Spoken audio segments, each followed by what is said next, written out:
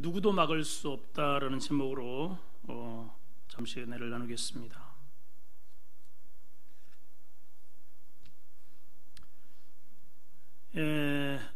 남에서부터 안질병이가 사도 베드로와 요한에 의해서 회복된 사건으로 인하여 발달된 내용에 이어지는 내용입니다. 복음은 생명이고 복음은 하나님의 말씀이고 또 이 역사를 주관하시는 분이 하나님이기 때문에 하나님의 뜻은 그 누구도 막을 수 없습니다. 또 성령에 사로잡힌 사람의 하나님 앞에 쓰임받고자 하는 그러한 복음의 흐름은 누구도 방해할 수 없고 막을 수 없다. 이것이 오늘 본문이 우리에게 주는 결론적인 교훈입니다. 자, 누구도 막을 수 없는데 아무나가 아니고 오늘 말씀을 통해서 몇 가지 그 특징을 보게 됩니다. 첫째는 변화된 성도입니다. 복음으로 말씀으로 변화된 성도는 누구도 막을 수 없다 하는 것입니다. 13절 말씀을 보십니다. 다시 한번.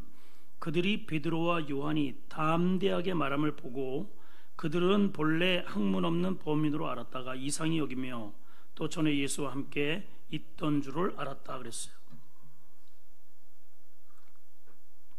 13절의 내용은 막힘없는 변론으로 사내들인 유대 종교 지도자들이 사도 베드로의 막힘없는 그런 복음의 선포 또 담대함 이런 것들을 보고 굉장히 놀라는 모습을 소개한 내용입니다. 사내들인 공의회도 베드로나 요한이 누구인지를 알죠. 저 갈릴리 촌동네에서 왔고 또 그들은 어부였고 그래서 오늘 본문에 보면 본래 그들은 학문 없는 범인으로 이렇게 소개를 하고 있는 겁니다. 학문이 없는 범인이다. 당시 고등교육은 율법, 유대인들의 랍비들에게 율법을 배우고 또 전통적으로 내려오는 장로들의 유전 그리고 탈무드 이런 교육들을 배우는 사람들은 그렇게 배우기를 선호했고 또 이러한 사람들을 높이 평가를 했습니다. 그런데 이들은 전혀 이러한 교육을 받지 못했다는 것이죠. 오늘날 우리로 본다면 초등학교 정도의 수준에 머물렀던 그런 사람이라고 할 수 있습니다. 그런데 그러한 베드로가 성경의 예언을 자유롭게 구사를 하고 인용을 하고 거침없이 해박한 지식과 논리로 예수 그리스도의 메시아됨을 아주 논리전형하게 그렇게 전개해 나가는 것을 보면서 굉장히 놀랐다는 것입니다. 이들이 어떻게 이렇게 저 무식한 베드로가 이렇게 변할 수가 있었을까? 다른 게 아니죠. 그것은 바로 베드로가 성령의 사람이 되었기 때문에 가능했던 것입니다. 물론 전에도 예수님과 동행하는 세월을 3년 6개월 동안 가졌습니다. 그러나 그때에는 작은 고난과 어려움이 있을 때 더 피했고 또 부인했고 두각을 나지 못했습니다. 그런데 성령의 사람이 되고 나서 이들에게 지혜의 영이 임하게 된 것이죠. 골로새서 2장 3절을 보면 그 안에는 지혜와 지식의 모든 보화가 감춰져 있다. 예수 안에는 지혜와 지식의 모든 보화가 있다. 그렇게 말씀하고 있어요. 지혜라는 게 뭘까요? 세상 이치를 깨닫는 게 지혜입니다. 이 세상 돌아가는 이치를 성경적 시각, 말씀의 시각, 하나님의 시각으로 영적인 시각으로 깨달아 아는 것입니다. 이것은 산에 들어가서 돌을 닦고 철학을 하고 수양을 하고 학문을 한다고 해서 알아지는 게 아니고 그리스도를 알면 깨닫게 되는 것입니다. 사도행전 18장에 보게 되면 알렉산드리아 출신 아볼로라는 사람이 소개가 되어 있어요. 굉장한 석학입니다.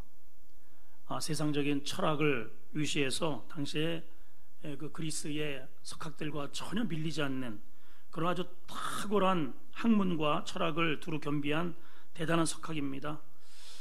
그런데 에베소에 왔을 때 이 사람이 이렇게 출중한 인물이 그저 평범한 장사꾼인 브리스길라와 아굴라에게 배워요. 놀랄 일 아닙니까? 어떻게 이게 가능했는가? 성경에도 율법에도 탁월한 이 아볼로에게는 성령의 지각이 없었던 것입니다. 비록 장사꾼이지만은 이들에게는 성령이 임했고, 그리고 삶의 진정한 영생의 그리고 죄 사함의 이러한 삶의 이치를 깨달았기 때문에 오히려 이러한 평범한 장사꾼이 그렇게 석학인 아볼로에게 오히려 성경을 풀어서 가르쳐 줄 수 있었다는 것입니다. 그러기 때문에 우리 성도들은 성령으로 반드시 변화가 되어야 됩니다. 신앙생활을 형식적으로 답습하면 안 되고, 우리가 예배 생활하면서 신앙생활하면서 성령으로 우리는 반드시 변화될 때에 세상에 감당치 못하는, 누구도 막을 수 없는 그러한 믿음의 사람, 성령의 사람이 된다는 것입니다. 14절에 보면은 또 병나은 사람이 그들과 함께 서 있는 것을 보고 비난한 말이 없는지라 라고 기록을 하고 있어요. 이 말씀은 산헤드린 회원들이 이제 베드로와 요한, 이 소란을 일으킨 이 사람을 뭔가 이렇게 좀 재판을 통해서 제재를 좀 가하려고 했는데, 병 나은 사람이, 다시 말하면 변화된 사람, 자기들로서는 상상할 수 없는 그러한 일들이 실제로 일어났단 말이죠. 그 증거의 그 주인공이 이들 옆에 딱 버티고 서 있습니다. 그러니까 비난할 말이 없었다, 이 말입니다. 이 병 나은 사람, 감기병이 아닙니다. 선천적으로 태어날 때부터 안질병이었고, 무려 이 사람의 이러한 생활이 성경 22절에 보게 되면 40년의 세월이었다 그래요. 40년의 세월. 그러니까 중증 장애인입니다. 도저히 세상적 의술로 또 그 어떠한 방법으로도 이 사람이 회복된다는 사실은 그 누구도 믿을 수 없는 그런 상황에서 변화된 것입니다. 다시 말하면 하나님의 역사가 아니고는 도저히 이거는 있을 수 없는 일이 일어난 것이죠. 자, 앞절에서는 학문 없는 범인이 어떻게 저렇게 말을 조리 있게 할 수 있을까 정도의 의문점을 가졌습니다. 어부 출신인데 어디서 저렇게 연습법을 배웠을까? 어디서 저런 배법가 생겼을까? 뭐 이런저런 의문을 가졌을 겁니다. 아마도 사람들이 저 스승 예수를 3년 동안 쫓아다니면서 배운 것 같아, 뭐 이 정도의 추측이 가능했겠죠. 또 스승을 따르다 보니까 많은 기적들을 체험을 하고 배포가 좀 두둑해졌구나, 뭐 이 정도로 그러한 사건들을 합리화할 수 있겠는데, 이 나면서부터 안질뱅이를 온전하게 한 이 사건은 어떻게 변명의 여지가 없잖아요. 말을 잘하고 담대하고 이거는 훈련으로 얼마든지 가능하지만은 이 나면서부터 안질뱅이가 완전한 사람으로 변화되어서 딱 옆에 서 있는, 다시 말하면 예수 그리스도의 그 성령의 능력으로 회복된 이 사실을 이 사람들도 어떻게 변론의 여지가 없게 되었다, 그 말이죠. 다시 말하면 인정하지 않을래야 않을 수 없게 된 것입니다. 그래서 15절 16절에 보면 이렇게 이어집니다. 명하여 공회에서 나가라 하고 서로 의논하여 이르되 이 사람을 어떻게 할까? 그들로 말미암아 유명한 표적 나타난 것이 예루살렘에 사는 모든 사람에게 알려졌으니 우리도 부인할 수 없도다. 부인을 못하게 됐단 말이에요. 부인을. 자, 그러면 여러분 한번 생각을 해보십시오. 일반적으로 하면 이 사람들이 하나님 믿는 사람이잖아요. 이 사람들 그동안에 성경을 너무너무 성경을 끼고 살았고 율법의 도사들입니다. 늘 예배 중심적, 그리고 또 지도자들입니다. 그러면 이렇게 분명히 본인들도 비난할 말이 없을 만큼 완전한 하나님의 능력과 성령의 역사를 보았다면 그 다음에 어떻게 반응을 해야 옳습니까, 여러분?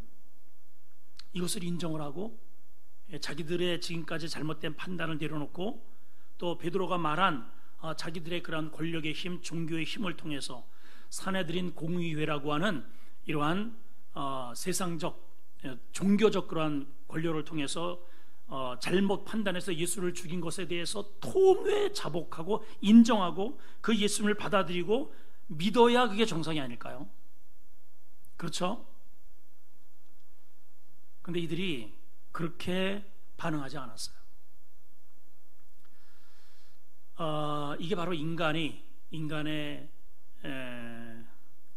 죄의 아주 일반적인, 그리고 또 사단이 이러한 완악한 사람들을 통해서 자신의 역사를 이루어가는 전형적인 모습이라는 것입니다. 그래서 우리가 두 번째 살펴볼 내용은 이겁니다. 복음의 귀를 닫고 사람의 이목을 의식하는 자들이 있다는 거죠. 복음에는 귀를 닫아요. 그리고 사람들의 어떠한 여론이나 사람들을 의식하는 그러한 집단, 그러한 사람들이 있다는 것입니다. 자, 이들의 반응을 한번 봅시다. 17절 18절입니다. 이것이 민간에 더 퍼지지 못하게 그들을 위협하여 이후에는 이 이름으로 아무에게도 말하지 말게 하자 하고 그들을 불러 경고하여 도무지 예수의 이름으로 말하지 말고 가르치도 말라. 자, 이들이 베드로가 누구의 이름으로 그 안질병에 자기들이 상상할 수 없는 놀라운 기적의 사건들을 어떻게 이러한 자기들도 놀라는 이러한 변화된 모습을 어떤 힘으로 이렇게 변화시켰죠? 예수의 이름으로요. 예수의 이름. 나에게는 은과 금, 권력과 이들이 입고 있는 그러한 화려한 도포, 화려한 자리, 이런 거 없다. 나에게는 은과 금은 없다. 권력도 없다. 그러나 나에게 있는 게 하나 있는데 예수 그리스도의 이름. 너 그 이름으로 한번 일어나라. 그랬더니 일어났단 말이죠. 그러면 이들이 어떤 반응을 일으켜야 됩니까? 이것을 더 민간에게 퍼뜨려라. 누구든지 앞으로는 이 이름으로, 지금 이 사람 말고도 여러 정신적 질환과 질병 가운데 고통을 당하는 사람이 얼마나 많아요. 그 당시나 지금이나 똑같습니다. 그렇게 해서 오히려 힘을 주고 용기를 주고 적극적으로 지원을 해야 되는데 전혀 반대입니다. 다시 한번 보실까요? 민간에게 더 퍼지지 못하게 해서 그를 위협합니다. 그리고 이후에는 다시는 이 이름으로 아무에게도 말하지 말게 하자라고 서로들 그렇게 마음을 하나 되게 합니다. 그러니까 악의 하나가 되었어요. 악의. 복음에는 귀를 닫아버렸습니다. 하나님의 그러한 분명히 보여주고 또 듣게 하고 지금 뛰고 있고 옆에 서고 분명한 물증과 증거를 그들에게 이렇게 보여줬음에도 불구하고 그들은 일부러 눈을 질끈 감고 부인하는 것입니다. 인정을 하지 않는 거예요. 민간에 더 퍼지지 못하게 하자. 여기에 의도가 있는 겁니다. 이 사람들은 하나님의 영광, 하나님의 살아계신 그 지엄하신 하나님의 존귀한 그 이름보다는 사람들의 이목이 더 두려운 거예요. 사람들. 그럴 것이 이들은 저 백성들이 바치는 각종 세금, 헌금을 통해서 부를 축적해 왔습니다. 또 자신들을 추적하는 저들을 통해서 자신들의 현재의 기반이 구축되어 있는 것이죠. 그래서 현재 명예를 얻을 수 있었고 권력을 유지할 수 있었던 겁니다. 그러니까 백성들의 눈치를 안 볼 수가 없는 거예요. 진리, 말씀 아무 상관이 없습니다. 오로지 자신들의 현재의 그 기득권을 얻기 위해서, 말 그대로 입신양면 출세하기 위해서 하나님께서 분명히 이렇게 보여주신 물증을 자기들의 눈에 보고 있음에도 불구하고 인정하지 않고 오히려 그것을 더 위협적으로 법적으로 이렇게 공의회라고 하는 그런 구속력을 가지고 위협을 하고 있다, 그 말입니다. 오늘날 주의 종이 똑같죠.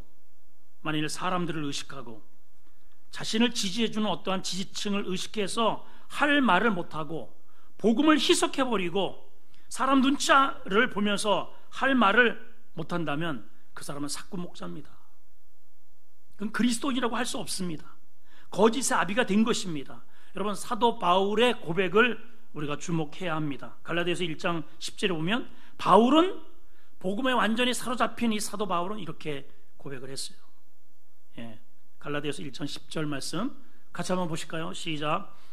이제 내가 사람들에게 좋게 하랴 하나님께 좋게 하랴 사람들에게 기쁨을 구하랴. 내가 지금까지 사람들의 기쁨을 구하였다면 그리스도의 종이 아니냐. 나 성도 아니다. 성도 아니다. 오늘 여러분 다 투표를 하셨을 줄로 압니다. 그리고 이제 잠시 후면 이제 개표가 시작이 될 텐데, 여러분들이 다른 사람은 몰라도 우리 그리스도인은 하나님이 원하는, 하나님께서 기뻐하시는 그러한 정당이나 그러한 후보에게 지원을 해주는 것이 저는 마땅하다고 봅니다. 왜냐? 우리가 하나님을 기쁘게 하랴, 사람을 기쁘게 하랴. 우리 그리스도인들이 뭐를 생각하겠어요? 이거 한 가지 생각해야죠.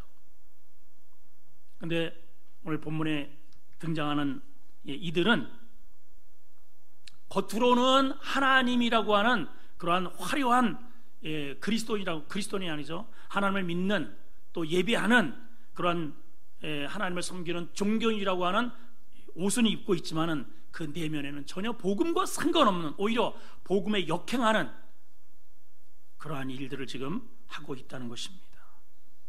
이유는 뭐라고요? 군중의 심리, 사람들. 오늘 이 말씀이 여러분 마음 가운데 새겨지고 하나님 앞에 집중하는 은혜가 있었으면 좋겠습니다. 세 번째입니다. 세상이 감당하지 못하는, 누구도 막을 수 없는 복음의 사람은 누구냐? 하나님 앞에서 행하는 자라 하는 것입니다. 자, 19절 말씀을 보십니다. 19절 말씀 시작. 베드로와 요한이 대답하여 이르되 하나님 앞에서 너희의 말을 듣는 것이 하나님의 말씀을 듣는 것보다 옳은가 판단하라. 다시 한번 보십니다. 시작. 베드로와 요한이 대답하여 이르되 하나님 앞에서 너희의 말을 듣는 것이 하나님의 말씀을 듣는 것보다 옳은가 판단하라. 자, 이들은 실질적으로 어디 앞에 있느냐 하면은 그 서슬이 시퍼란 공의회 앞에 있어요. 감옥에 갈 수도 있고 까딱 잘못하면 죽을 수도 있습니다. 예수를 죽인 자들인데 그 제자들 정도 죽이는 거야 일도 아니겠죠. 그럼에도 불구하고 이 베드로 사도가 그들에게 던진 말은 온전히 성령에 사로잡힌 하나님을 기쁘시게 하는 그러한 믿음의 말을 담대하게 지금 쏟아내고 있습니다. 베드로와 요한이 대답하되 하나님 앞에서 너희의 말을 듣는 것이 하나님의 말씀을 듣는 것보다 옳은가 판단해봐라. 여러분, 그래서 우리가 이 판단력이 이렇게 중요한 거예요. 판단력. 사단은 예수님을 팔기 전에 이미 가룟 유다의 생각 속에 들어갔다 그랬습니다. 그 생각을 점령해 버리니까 예수를 팔아버려야지 라고 하는 생각이 들었고 그렇게 행동을 하게 된 것이죠. 판단력을 잃어버리게 된 것입니다. 하나님 앞에서 라고 하는 이 말에 우리가 집중하고, 다시 말하면 이 말은 코람데오 그러잖아요. 코람데오. 하나님을 의식하는 삶을 살고 있는 것이에요. 여러분, 우리가 운전을 할 때 특히 고속도로나 또 이런 산업도로를 주행할 때 빨리 가고 싶죠. 빨리 달리고 싶은 그런 욕심이 있습니다. 근데 이제 내비게이션이라든가 그런 정보를 통해서 앞에 몇몇 회 앞에 카메라가 있다 하게 되면 속도 줄이잖아요. 그죠? 또 경찰서 주변이나 경찰관 앞에서 범죄를 할 사람은 없겠죠. 직장에서도 감독자나 사장이 뻔히 자신을 지켜보고 있을 때는 열심히 일을 합니다. 또 아이들도 부모가 집에 있을 때에는 어쨌든 공부를 하는 척이라도 합니다.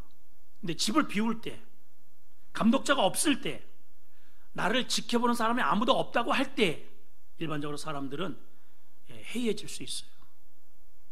우리 믿음도 마찬가지입니다. 우리가 교회 안에서 예배하는 모습과 가정이나 직장에서의 우리의 다른 모습이 왜 그런가? 교회는 그래도 하나님이 나를 보신다라고 하는 의식을 조금 합니다. 근데 밖에 나가면 하나님, 코람되어 하나님 앞에서라고 하는 의식이 없는 거예요. 하나님이 나를 보신다는 생각이 안 드는 거예요. 그건 착각입니다, 여러분. 여기 성령의 사람들 베드로와 요한은 하나님은 편지하신 하나님이기에 언제 어디 장소와 시간을 불문하고 하나님이 우리의 언어를 들으시고 우리의 행동을 보신다라고 하는 그런 의식을 가지고 있는 거예요. 지금 이 재판관 앞에서 자신들의 미래가 어떻게 될지도 모릅니다. 그러나 자신들은 분명히 성령께서 자신들에게 임했고 그 성령에 이끌려서 자신 담대하게 복음을 전했고, 그리고 죽음을 불사하는 하나님께서 기뻐하시는 그러한 복음의 메시지를 전하고 있는 것이죠. 여러분, 신앙이란 눈에 보이지 않는 하나님을 눈에 보이는 것처럼 믿음으로 믿고 생활하는 게 신앙 생활입니다. 이게 본질이에요. 교회 안에서 예배할 때만 하나님을 의식하는 모습은 스스로 하나님을 만홀히 여긴다. 만홀히 스스로 속는 것입니다. 하나님은 편지하셔요. 이 교회 안에만 계시는 게 아니에요. 여러분, 심령 안에 계시고 가정 안에 계시고 직장 안에 계시고 언제 어디에서든지 우리의 언어를 들으시고 행동을 보십니다. 그래서 사도들은 이렇게 말을 하는 거예요. 20절에 보니까 우리는 보고 들은 것을 말하지 않을 수 없다는 거예요. 우리는 하나님께서 내게 보여주시고 우리에게 들려주신 것을 말하지 않을 수 없다. 우리 이 사도들의 말을 우리 모두가 마음에 새겼으면 좋겠습니다. 흔히들 현대를 가리켜서 익명의 사회라고 일컬어요. 익명의 사회. 과거에는 울타리가 없었습니다.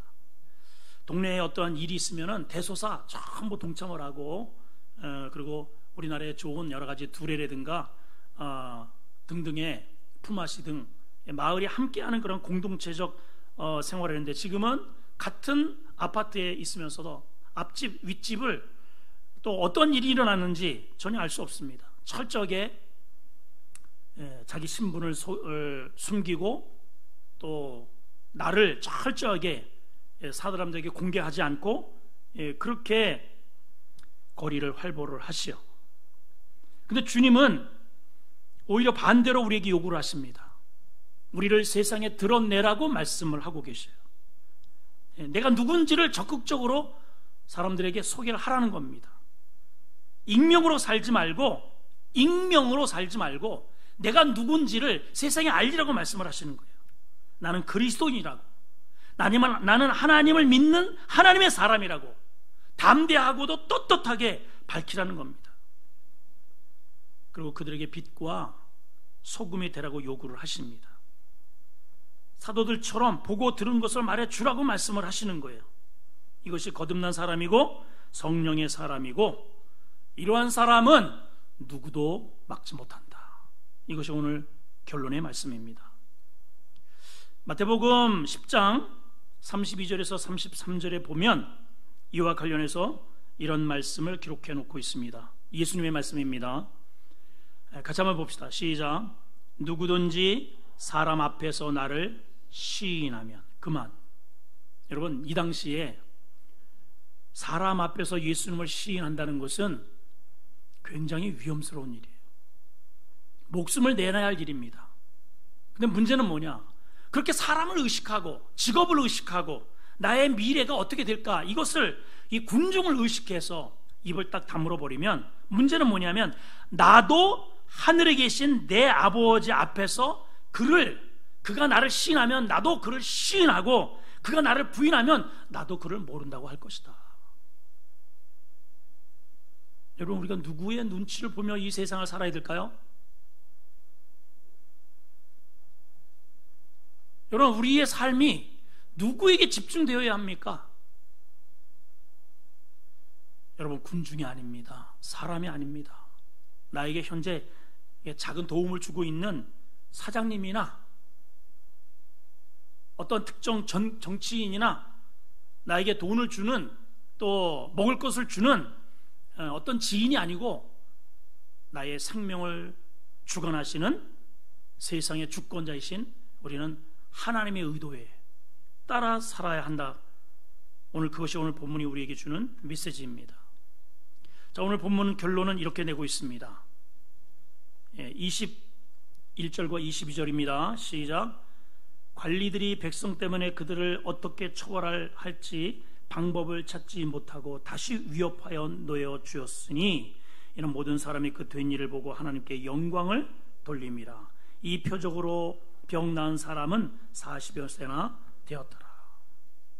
관리들이 백성 때문에 어떻게 처벌할 방법을 찾지 못하고 다시 위협해서 놓아줬다 그랬어요. 여러분, 복음은 그 누구도 복음을 전하는 데에 누구도 제지하지 못합니다. 왜냐하면 생명이기 때문에 그래요.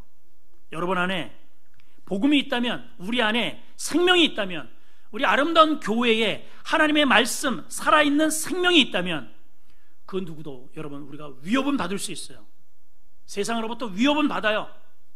이 복음을 싫어하는 어떠한 이러한 정치적 세력이나 어떠한 권력의 세력이나 또 믿지 않는 여타의 세력으로부터 우리가 이렇게 위협도 받고 또 끊임없이 처벌할 방법도 연구하는 그들에게 고난도 받을 수 있습니다.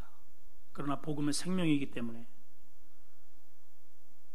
생명이 하나님께서 이 고난의 세월, 참으로 믿음을 가지고 살기 어려운 이러한 시대에서도 여전히 하나님께 영광을 돌리고 그로 인해서 수많은 사람들이 또다시 복음을 전해 듣고 변화되는 역사가 이 복음 생명을 가진 교회나 성도들을 통해서 여전히 오늘날에도 나타나게 될 줄 믿습니다. 지난번에도 제가 말씀드렸지만은 이 안질뱅이가 일어났다. 여러분, 우리가 꼭 육체적으로만 생각을 하시면 안 됩니다. 육체적인 질병의 안질뱅이에서 일어나는 그러한 사건도 물론 기적이지만은 오히려 그것보다 더 큰 기적은 뭐냐면 우리의 인격의 변화, 인격의 안질뱅이가 일어서는 거예요, 여러분. 그거는 육체의 안질뱅이보다 일어서기가 더 어려워요. 어젠가요, 여기 앞에 지나가는 어떤 할머니가 지나가시다가 꽃이 이쁘다고 해서 저하고 이렇게 몇 마디 나누게 되었습니다. 예전에 그 아는 어떤 지인이 저희 교회에 예전에 교회를 짓기 전에 다니셨다는 거예요. 본인은 지금 수십 년째 절에를 다닌다고. 그런데 이제 본인의 그 가족 가운데 우리 교회를 예전에 다닌 그러한 추억이 있어서 다닐 때마다 그래도 정이 있어서 보고 가게 되어노라. 그래서 이제 복음을 전했습니다. 할머니, 세상이 이 세상이 아니고 돌아가시면 또 다른 세상이 있고 영혼이 있고 근데 그 짧은 대화지만은 자기가 얘기를 할 때는 저한테 막 참을 튀기면서 한참 얘기를 한, 제가 복음을 전하니까는 나 바쁘다고 빨리 가야 된다고, 시끄럽다고, 사람이 죽으면 그만이지 무슨, 전혀 들을 생각도 안 하고 당신께서 그동안에 살아온 그 지식이 답니다. 그리고 절대로 양보하지 않아요. 참 복음을 우리가 예수를 이렇게 믿는다는 것이 이게 참 얼마나 이것이 그 안에 어둠에 이렇게 장악하고 있고 우리가 하나님을 믿는 것 얼마나 이것이 귀한 것인지, 이게 기적 같은 일인지 알 수 없는 거예요. 그래서 여러분, 우리가 믿는 자리에 있다는 것이 이게 다른 게 기적이 아니고 이게 바로 기적이고, 그렇게 안질뱅이들, 영적으로 안질뱅이 일어서질 못해요. 눈이 있지만 못 봐요. 귀가 있지만 못 들어요. 하나님의 음성을 안 들으려고 그래. 아예 못 들어요. 마음은 있지만 그 마음이 올바른 마음으로 그렇게 일어서지를 못하고, 제가 그렇게 목회자가 복음을 전하고 생명의 길을 제시해도 전혀 일어날 생각조차 관심조차 없는 그 짧은 할머니와의 대화 속에서 오늘 이 말씀이 생각이 납니다. 여러분, 이게 육신적으로 이렇게 일어난 것만 기적이 아니고 나의 이러한 변화되지 않는 그러한 영적인 이러한 부분들이 예수 그리스도의 이름으로 우리가 새롭게 되고 변화되고 그러한 모습으로 가정 가운데 딱 서 있을 때 그것이 하나님의 살아계신 증거가 되는 것입니다.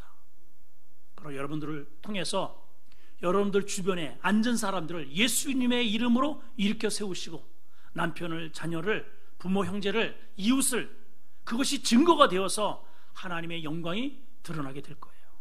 또 그 과정 속에서는 이렇게 분명히 그러한 증거가 있음에도 불구하고 이 사내들인 공회처럼 여러 가지 이러한 공권력을 통해서 입을 닫게 만들고 또 복음을 증거하지 못하도록 위협하기도 하고 이러한 방해 세력들이 있다 하는 것들을 우리가 염두할 필요가 있습니다. 왜냐하면 악한 세상은, 마귀는 절대로 복음이 자유롭게 그렇게 전파되는 것을 절대로 원치 않습니다. 절대로 원치 않아요. 앞으로 우리가 또 우리 후대가 복음을 가지고 사는 세대가 굉장히 어려운 세대가 될 거라고 예측이 됩니다. 왜냐하면 마귀는 여러 가지 그런 제도적인 것들을 통해서 계속해서 이 옥주 오게 될 거예요. 틀림없습니다, 여러분. 그러나 여러분 안에, 우리 안에 하나님의 복음의 생명이 살아있으면 그 어떤 것도 막지 못합니다.